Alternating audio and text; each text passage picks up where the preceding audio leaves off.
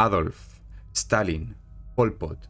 Podríamos elegir entre una gran variedad de hombres para establecer cuál fue el más cruel de la historia. Pero ¿y las mujeres? ¿Cuál ha sido la mujer más cruel de la historia? Para mí, sin duda, es Pauline Nyiramasuke.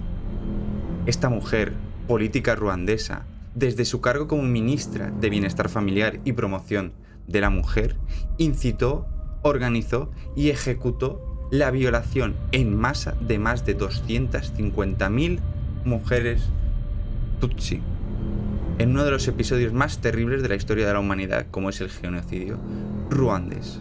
Entre sus actuaciones más terroríficas y sádicas está el hecho de elegir entre la comunidad, incluso sacar de la cárcel a aquellos hombres con VIH, incluso inyectar a ciertos perfiles VIH para organizar cuadrillas de la muerte, cuadrillas de la violación, que violaban a las mujeres Tutsi. Se considera que el 70% de las mujeres Tutsi que sobrevivieron a las violaciones fueron infectadas con VIH. Por esto, esta mujer se ha convertido en la primera mujer acusada y condenada por genocidio en la historia. Y es sin duda la mujer más cruel de la historia. Pero, ¿qué hay detrás de esta situación, de esta mujer? ¿Cuál es su contexto y sus circunstancias? Porque detrás de estas cifras y detrás de los mandos hay una parte de la población, los Hutus, que deciden acabar con otro pueblo, los Tutsis. ¿Por qué sucede esto? Pues bueno, tenemos que remontarnos, estamos en 1994 y estamos inmersos en una crisis en Ruanda, el país donde sucede el genocidio, una crisis terrible, una crisis económica muy fuerte donde hay hambre y escasez de recursos y además Ruanda está en guerra y hay enormes conflictos en el país vecino, Burundi. Cuando hay crisis, en este momento, los mandos, los políticos, deciden utilizar como chivo expiatorio a una parte de la población, a la minoría, como había sucedido muchas veces, que son los Tutsi, que los Tutsi son el 15% de la población. Pero ¿por qué pueden instrumentalizar a esa población? ¿Por qué hay un odio exacerbado? ¿Y por qué esas diferencias? ¿Quiénes son los Hutus y quiénes son los Tutsi? Pues para eso tenemos que remontarnos a época colonial. ¿Por qué? Porque esto era una colonia alemana, después lo fue belga. El caso es que cuando llegaron los europeos a la zona de los Grandes Lagos, encontraron, o más bien ellos diferenciaron entre dos pueblos, dos etnias, los Tutsi y los Hutus, que tenían pocas diferencias porque realmente estas dos etnias vivían juntas, tenían mismo idioma, tenían misma religión. De hecho, muchas familias eran una mezcla interétnicas, los matrimonios por supuesto que se daban, pero los europeos, los alemanes y después los belgas empiezan a diferenciar entre los Tutsi y los Hutus. ¿Por qué? Porque los Hutus habían diferencias como la coloración de la piel, los Hutus eran mucho más morenos y también en cuanto a la función social, los Hutus principalmente se dedicaban a la agricultura, mientras que los Tutsi se dedicaban más bien, o más porcentaje de esa población, a la ganadería y a la guerra. Eran ellos los principales aristócratas del país. Entonces los alemanes y los belgas cuando llegan siempre se utilizan las técnicas, los europeos siempre utilizaron la técnica de divide y vencerás. Por tanto, empiezan a dar carnets y empiezan a llamar a la población de diferente manera. Es decir, tú eres Tutsi y tú eres Hutu.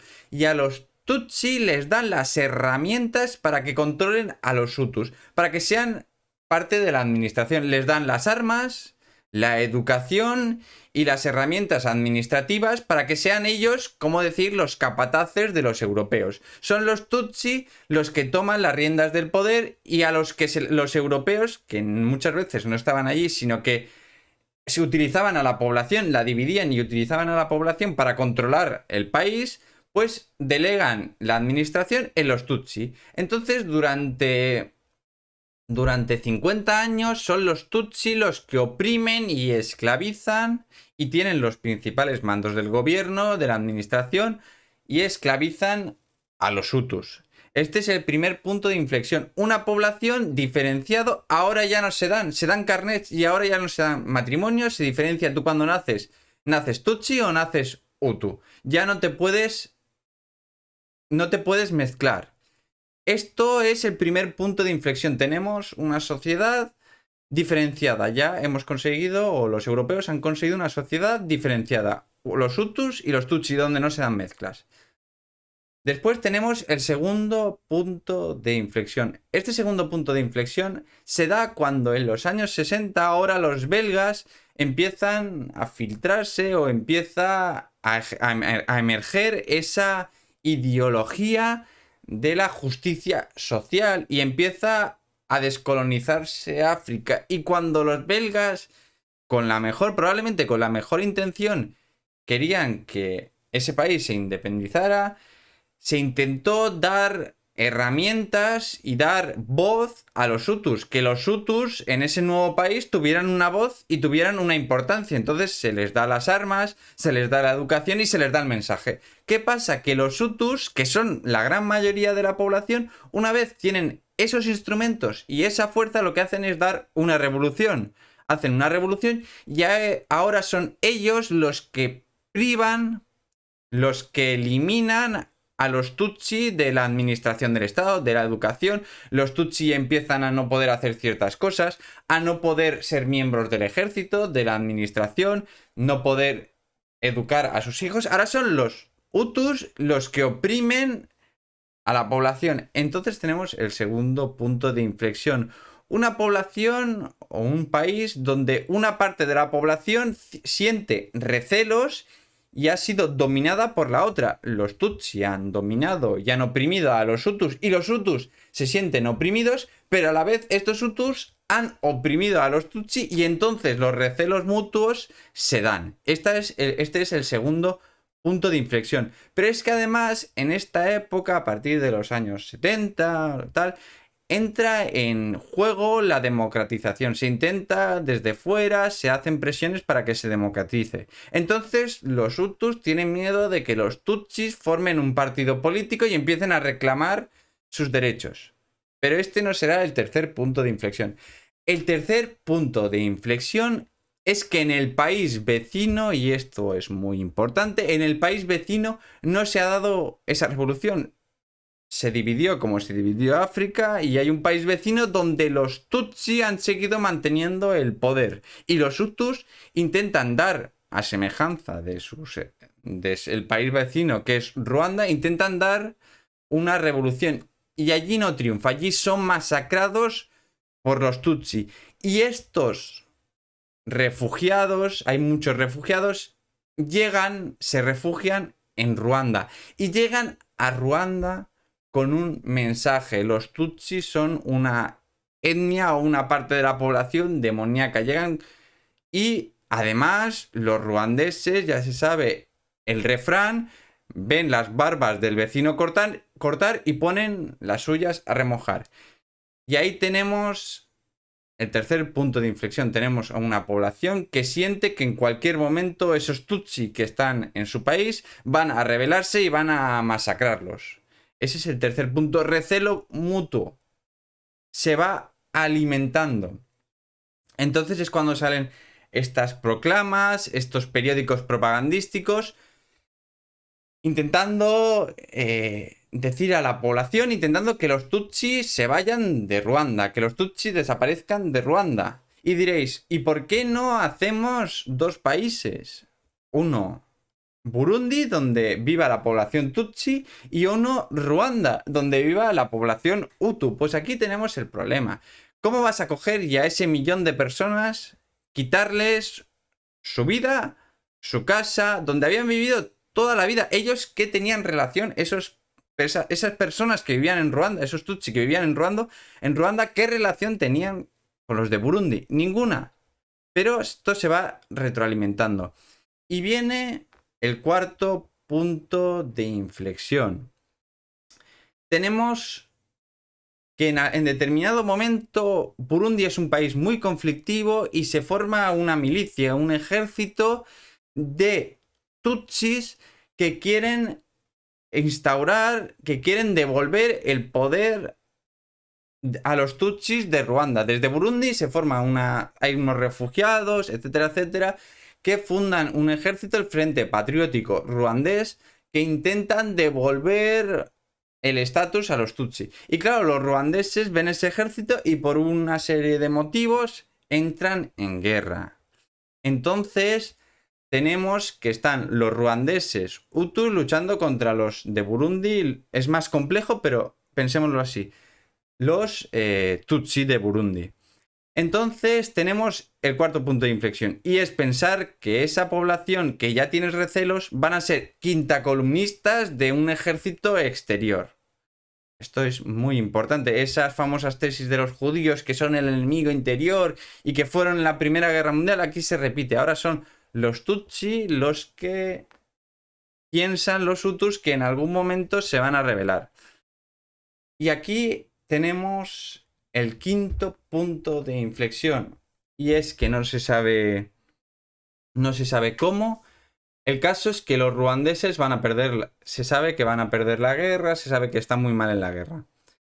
Y hay un suceso trascendental en la historia, que es que hay un misil, no se sabe quién lo ha lanzado, si los Hutus del propio país, del propio Ruanda, que no quieren que haya una paz que sea menos ventajosa para ellos, o son los propios Tutsi de ese frente patriótico, de ese ejército. El caso es que hay un misil y se destruye y asesinan al presidente Hutu de Ruanda.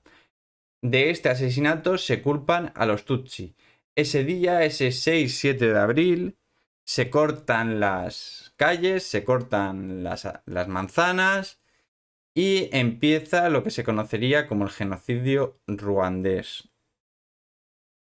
El caso es que aquí entra en escena nuestra protagonista del vídeo, nuestra terrible protagonista del vídeo. Y es que esta mujer se había dedicado y había hecho carrera, había ido ascendiendo en la escala social. ¿Cómo? A través de esos mensajes, esa propaganda que decía continuamente a la población, los Tutsi que tendrán que ver, o mejor esos Tutsi que vivían en el sur del país, que vivían alejados del país, con los Tutsi de Burundi, que estaban con su rollo. El caso es que esa mujer se ha dedicado durante años y años a propaganda, a decir en cualquier momento estos os van a matar, en cualquier momento esta población es una degenerada, esta población es no sé qué. Se había dedicado a engendrar, a incitar al odio. Son una propagandística del odio. ¿Qué pasa? Que había ido escalando en la escala social hasta el punto de tener un puesto de responsabilidad,